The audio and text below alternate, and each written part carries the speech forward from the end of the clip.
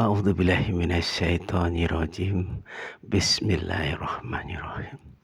Assalamualaikum warahmatullahi wabarakatuh.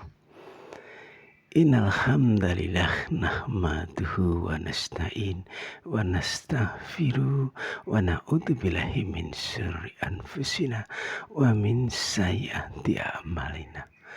Assalatu wassalamu ala asrofil anbiya wal mursalin wa ala alihi wa sahbihi ajmain, amma ba'du. Pada kesempatan ini insya Allah saya akan menyampaikan tentang persamaan proses penciptaan Nabi Isa alaihissalam dengan proses penciptaan Adam atau manusia pertama. Petunjuk Allah Subhanahu wa Ta'ala yang sangat menginspirasi dalam pemahaman ini adalah Quran surat Ali Imran ayat 59. Inna masalah Isa indallahi kamasali Adam khalaqahu min turab thumma qala lahu kun fayakun. Sesungguhnya perumpamaan penciptaan Isa bagi Allah seperti penciptaan Adam. Dia, Allah maksudnya, menciptakan Nabi Isa alaihissalam dan Adam dari turab. Kemudian dia, Allah maksudnya, berkata kepada Nabi Isa alaihissalam dan berkata kepada Adam, kun, jadilah, fayakun, maka jadilah sesuatu itu. Petunjuk Allah Subhanahu wa Ta'ala dalam Quran surat Ali Imran ayat 59 ini mudah sekali dipahami maksudnya. Ternyata proses penciptaan Nabi Isa alaihissalam dengan proses penciptaan Adam adalah sama. Dan kita semua tahu bahwa proses penciptaan Nabi Isa alaihissalam perwujudannya ke dunia adalah melalui proses kelahiran. Maka melalui persamaan yang ada dalam Quran surat Ali Imran ayat 59 ini tentu juga dapat disimpulkan bahwa proses penciptaan Adam perwujudannya ke dunia tentu juga melalui proses kelahiran. Artinya Adam dan Nabi Isa alaihissalam sama-sama dilahirkan.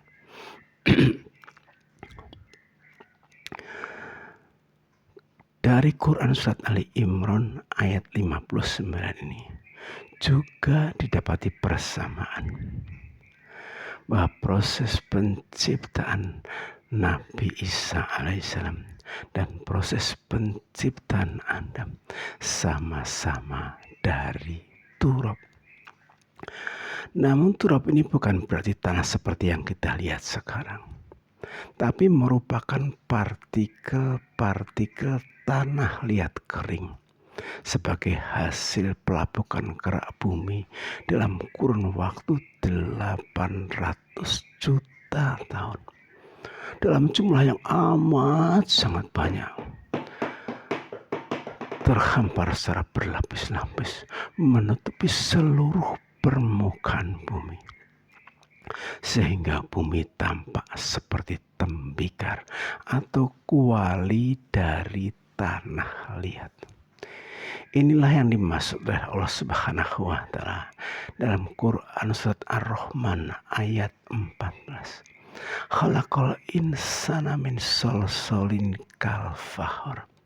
Dia, Allah, menciptakan manusia dari tanah liat kering seperti tembikar.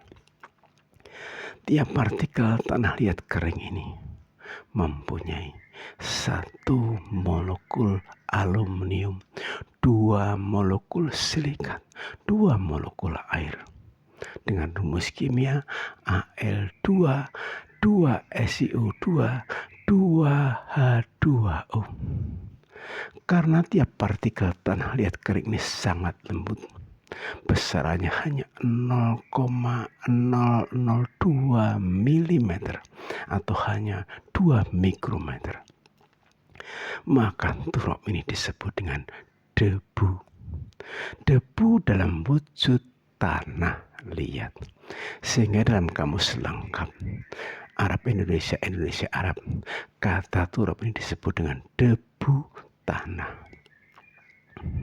Sama dengan yang ada di Alkitab. Perjanjian Lama, Kejadian pasal 2 ayat 7. Allah mewahyukan kepada Nabi Musa alaihissalam bahwa Tuhan Allah membentuk manusia dari debu tanah. Ini juga sama dengan yang ada di Quran surat Ar-Rum ayat 20. Wa min ayatihi an khalaqakum min turab summa idza antum basarun tantasirun. Dan di antara tanda-tanda kebesarannya ialah Dia, Allah maksudnya, menciptakan kalian dari turab, dari debu dalam wujud tanah liat. Kemudian tiba-tiba kalian menjadi manusia yang berkembang biak. Kata turab dan kata solosolin ini mengisahkan kejadian awal dalam proses penciptaan Adam atau manusia pertama yang terjadi pada kisaran 4,5 miliar sampai 3,7 miliar tahun yang lalu. Dari Quran surat Ali Imran ayat 59 ini juga didapati persamaan bahwa proses penciptaan Nabi Isa alaihissalam dan proses penciptaan Adam sama-sama melalui kata kun, jadilah. Namun bukan berarti satu kata kun untuk proses penciptaan Nabi Isa alaihissalam dan satu kata kun untuk proses penciptaan Adam, melainkan satu kata kun untuk semua kejadian. Artinya runtutan semua peristiwa dan kejadian yang telah digagas oleh Allah Subhanahu wa Ta'ala dan telah dituliskan dalam kitab Lauh Mahfuz, baik kejadian bumi, langit, dan yang ada di antaranya termasuk Adam dan Bani Adam. Bahkan kejadian kitab Lauh Mahfuz yang memandu bergulirnya secara nyata semua kejadian hanya cukup dengan satu kata, kun, jadilah. Fayakun, maka jadilah sesuatu itu. Menurut ulama Islam yang bernama Hasan Basri, asbabun nuzul atau sebab musababnya turunnya Quran surat Ali Imran ayat 59 ini berkaitan dengan pertanyaan pendeta Nasrani Najran kepada Nabi Muhammad SAW tentang siapa ayah Nabi Isa alaihissalam. Tentu saja yang dipertanyakan oleh pendeta Nasrani Najran kepada Nabi Muhammad ini adalah siapa ayah kandung Nabi Isa alaihissalam. Karena pada saat itu Nabi Isa alaihissalam yang juga dikenal dengan nama Yesus dalam Alkitab Perjanjian Baru Injil Lukas pasal 3 ayat 23, Yesus ini telah diterangkan sebagai anak orang yang bernama Yusuf. Yusuf ini dalam Injil Matius pasal 1 ayat 18 diterangkan sebagai tunangan Maria, yang kemudian dalam Injil Matius pasal 1 ayat 24 sampai dengan 25, Yusuf ini adalah suami Maria atau Maryam. Namun karena diketahui bahwa Yusuf ini bukan ayah kandung Yesus atau Nabi Isa alaihissalam, maka datanglah pendeta Nasrani Najran tersebut kepada Nabi Muhammad SAW untuk menanyakan siapa ayah kandung Nabi Isa alaihissalam. Walaupun kemudian jawaban melalui Quran surat Ali Imran ayat 59 ini telah diberikan kepada pendeta Nasrani Najran. Namun karena pada saat itu proses penciptaan Adam yang dijadikan persamaan masih menjadi misteri, maka proses penciptaan Nabi Isa alaihissalam juga menjadi misteri. Tapi alhamdulillah, setelah postingan saya yang berjudul Proses Penciptaan Adam, manusia pertama menurut Allah, telah dapat diungkap bahwa proses penciptaan Adam adalah melalui hubungan al-muzakkar dengan al-mu'annas atau hubungan antara laki-laki dan perempuan seperti yang ditunjukkan oleh Allah Subhanahu wa taala dalam Quran surat Al-Hujurat ayat 13. Yang kemudian dapat disimpulkan bahwa ternyata Adam yang dikisahkan dalam kitab suci Al-Quran ini mempunyai ayah kandung dan ibu kandung. Sehingga melalui persamaan yang ada dalam Quran surat Ali Imran ayat 59 tentang adanya persamaan proses penciptaan Nabi Isa alaihissalam dengan Adam, tentu juga dapat disimpulkan bahwa proses penciptaan Nabi Isa alaihissalam adalah melalui perantaran ayah kandung dan ibu kandung. Artinya Nabi Isa alaihissalam dan Adam sama-sama mempunyai ayah kandung dan ibu kandung.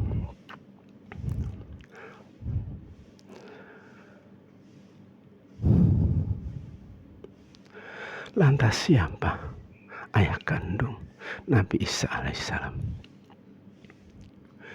Tentu saja dia adalah orang yang dekat dengan Maryam, yaitu orang yang sering memberi rezeki atau memberi makanan kepada Maryam saat berada di tempat ibadah, seperti yang dikisahkan oleh Allah Subhanahu wa taala dalam Quran surat Ali Imran ayat 37.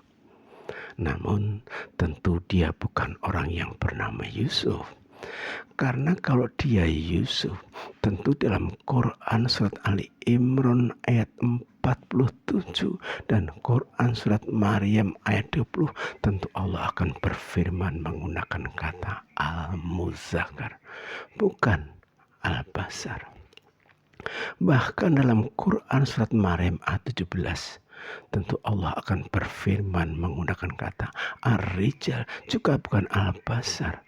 Karena Yusuf ini orangnya rela berkorban, penuh tanggung jawab dan berjiwa pahlawan.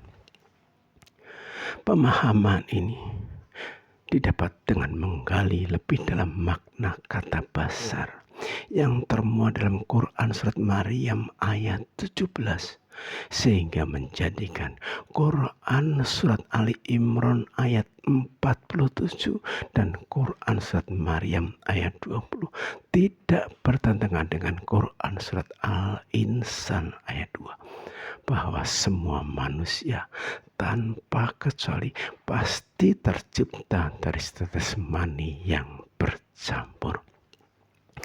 Pendalam Al-Quran untuk mendapatkan pemahaman ini memerlukan waktu panjang 19 tahun dan jalan berliku.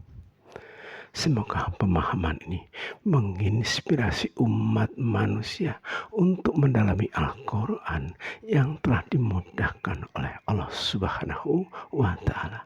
Walaqad yassarnal Quran lizikri fahal min mudakir.